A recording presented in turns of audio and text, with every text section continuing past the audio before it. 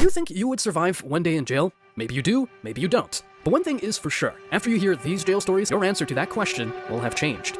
How'd you get out? I was being transported to court, and the sheriffs were being cool with me at first.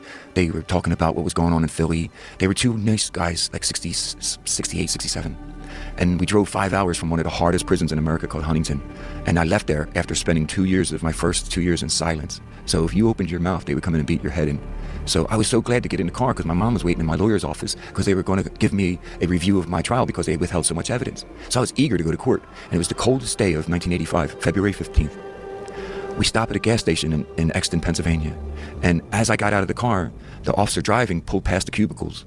Now, we all got out of the car and ran over to the cubicle together, and I went in and started peeing. And the officer's holding the door for me, and my eyeglasses start fogging up. You know what I mean? Because you go from the freezing cold to the warm to the cold, your eyeglasses. So all I know is I turn around and I come out, and he has the door like that, and I put my head down, go under his arm, and I turn left and go back to the car, and the dude smoking a cigarette doesn't know that his partner went in the cubicle to piss. And as I'm running back to the dude, he pulls his pistol out and point blank shoots at me, Joe, like, pow! And as it went past my face, I was like, oh shit. I hit the ground, I ran, and he followed me with the gun. I could feel it like I was waiting for him to blast me, you know? Why did he shoot at you? Because he thought I overpowered his partner. Oh. He doesn't know. His testimony at trial was, I turn around, Nick's running at me, my partner's down or gone. I pulled my gun and he runs, and I wasn't going to let a death row prisoner run, so I tried to stop him. I shot.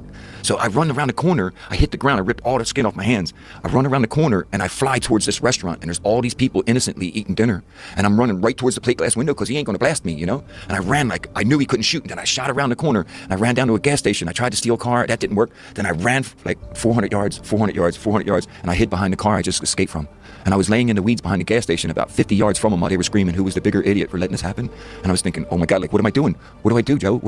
How do I just jump up and say, wait a minute, it was a mistake? You know, they already tried to shoot me in the face.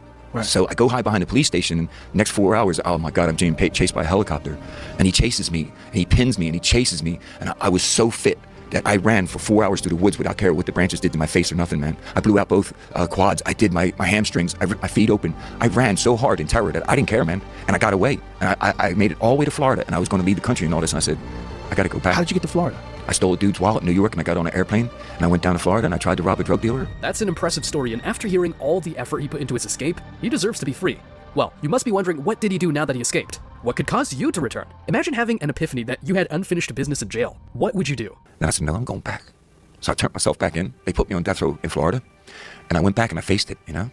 So they beat me for 4 minutes, man. They broke my face, broke my back, crushed me, man, tortured me. And I thought, I'm gonna get you back. You know, for all the days you made me go in a cage and beat some other prisoner while you stood there with a club laughing at me. I'm gonna get you back. I'm gonna make sure I start being a loving person again. Next up, we have a story straight from the Gulag and the reality of the violence